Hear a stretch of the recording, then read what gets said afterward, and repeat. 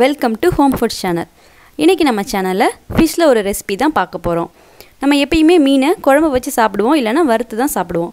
ஆனால் இன்றைக்கி கொஞ்சம் டிஃப்ரெண்ட்டாக கிரேவி செய்ய போகிறோம். வாங்க எப்படி செய்யலான்னு பார்க்கலாம். மீன் கிரேவி செய்கிறதுக்கு 1/2 கிலோ மீன் எடுத்து நான் க்ளீன் பண்ணி வச்சுருக்கேன். நீங்கள் எந்த மீனில் வேணாலும் செஞ்சுக்கலாம். மீன் கிரேவி செய்கிறதுக்கு இதை ஃபஸ்ட்டு வறுத்து எடுத்துக்கணும். வறுத்து எடுக்கிறதுக்கு தேவையான மசாலாலாம் போட்டு பிசைஞ்சு ஒரு 10 நிமிஷம் ஊற வைக்கணும். பிசைஞ்சு ஊற வச்சிடலாம். 1/2 ஸ்பூன் மஞ்சள் தூள், 1 ஸ்பூன் மிளகாய் தூள், 1 ஸ்பூன் இஞ்சி பூண்டு பேஸ்ட்டு, தேவையான அளவு உப்பு, ஒரு பாதி எலுமிச்சம்பழம் சாறு ஊற்றிக்கணும்.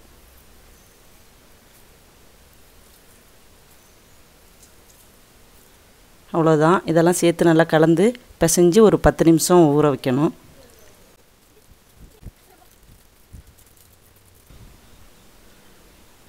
இப்போ மீன் ஊற வச்சு 10 நிமிஷம் ஆயிடுச்சு.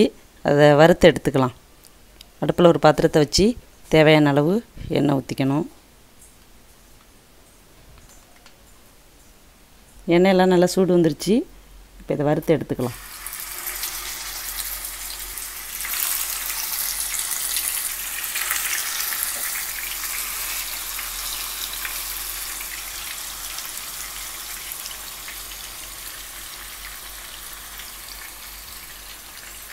ஒரு பக்கம் நல்லா வெந்துட்டு இப்போ மறுபக்கம் பரட்டி போடலாம்.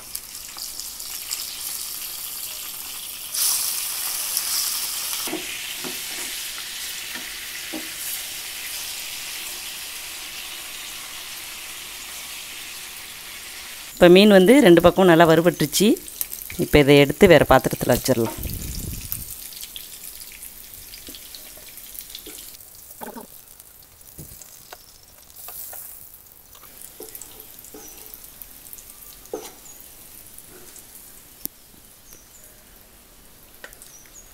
மீன் வறுத்து எடுத்தாச்சு. இப்போ கிரேவி செஞ்சுக்கலாம்.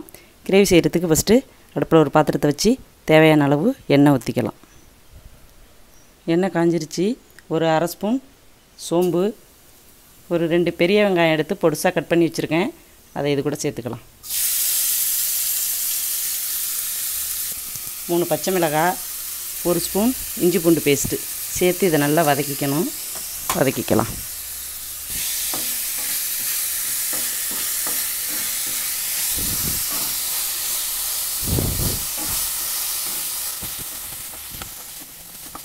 வெங்காயம் நல்லா வதங்கிருச்சு.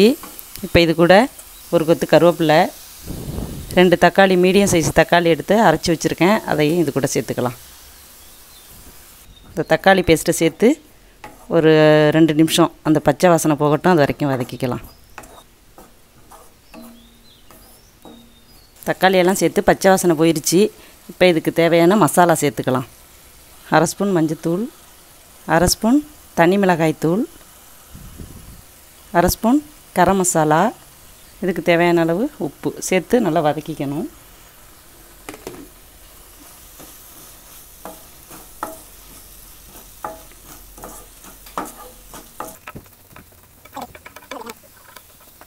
இப்போ எல்லாம் சேர்த்து நல்லா வதக்கியாச்சு. இதுக்கு கொஞ்சமாக தண்ணி ஊற்றிக்கலாம்.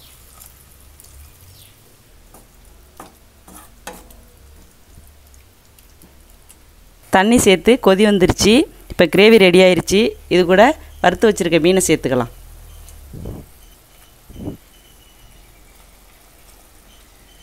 வறுத்த மீனை கிரேவியில் சேர்த்து கொஞ்சம் பிரட்டியை விடணும். அப்படியே கிரேவி எல்லாம் அதில் சேர்கிற மாதிரி.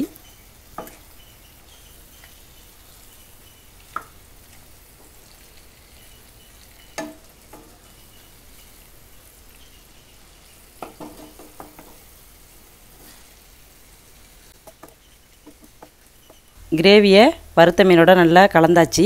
இப்போ அது கூட 1 கப் கெட்டியான தேங்காய் பால் எடுத்து வச்சுருக்கேன். அதை இது கூட சேர்த்து விடுறோம். 1 கப்பு தேங்காய் பால் சேர்த்தாச்சு. இப்போ அதில் கொஞ்சமாக தண்ணி,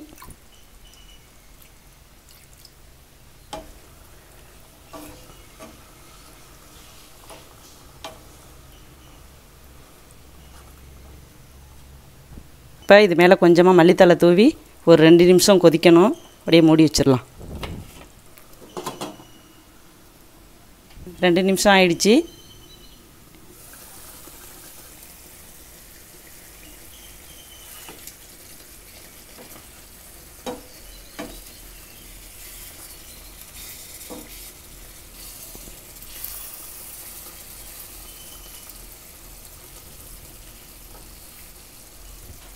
இப்போ மீன் கிரேவி ரெடி ஆயிடுச்சு. நல்லா மசாலா அதெல்லாம் சேர்ந்து நல்லா வாசனையாக நல்லாயிருக்கு.